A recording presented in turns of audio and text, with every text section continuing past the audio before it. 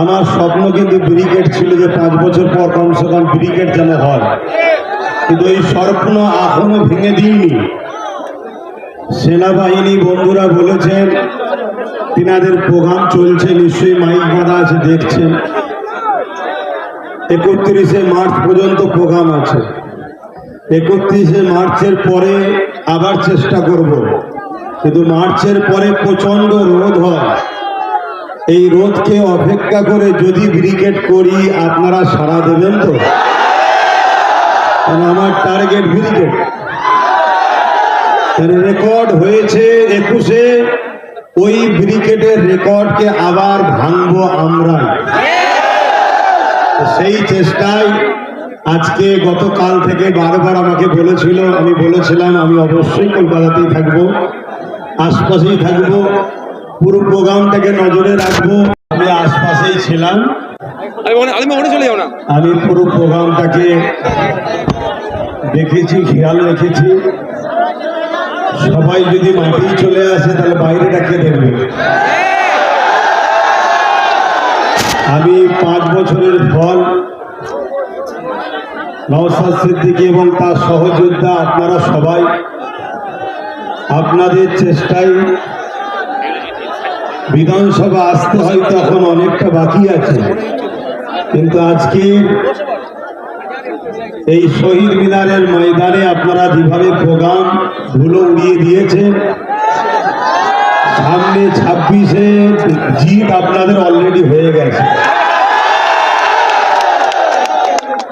আপনাদের এতটুকুই বলবো, আমি দেখতে চাই যে নওশাদ সহ তার সহযোদ্ধারা 5 বছরে কি করলো, তবে কি করেছে বাংলার প্রতিটা অলিতে গলিতে কান পাতলে বোঝা যায়। এই বাংলায় বর্তমান বিরোধী শক্তি যদি কেউ থাকে আজকের দিন পর্যন্ত, সেটা হলো আইএসএফ। মিডিয়াতে হয়তো অন্য কাউকে বিরোধী শক্তি বানানো হয়, কেন রাজ্য সরকার বলেছিলেন তো বিজেপিকে ফন্ডে নিয়েছে লড়বো, তাই বিজেপিকে বিরোধী হিসাবে দেখানো হয়, কিন্তু হাকিকাতে বিরোধী বিজেপি নয়। তাই এ সরকারের পতনের পরে যে গভর্নমেন্টটাই বাংলায় হবে সেই গভর্নমেন্টটার নাম হলো আইএসএফ।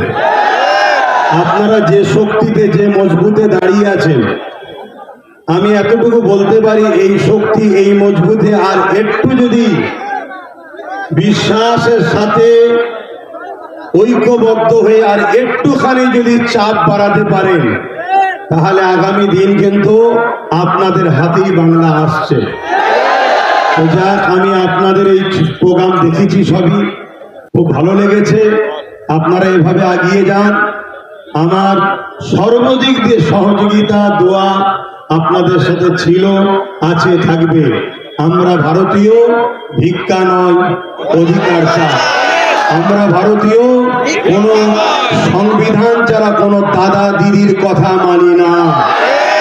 সংবিধানের কথা যে দাদা দিদি বলবে সেই দাদা দিদিকে মাথায় নিয়ে ঘুরবো, আর যে দাদা দিদি সংবিধানকে তাকে রেখে নিজেদের কথা শোনাতে চাইবে সেই দাদা দিদিকে সংবিধানের ডায়েরিতে এনে জেলের কারাগারে আমরা যুব সমাজই ভরব।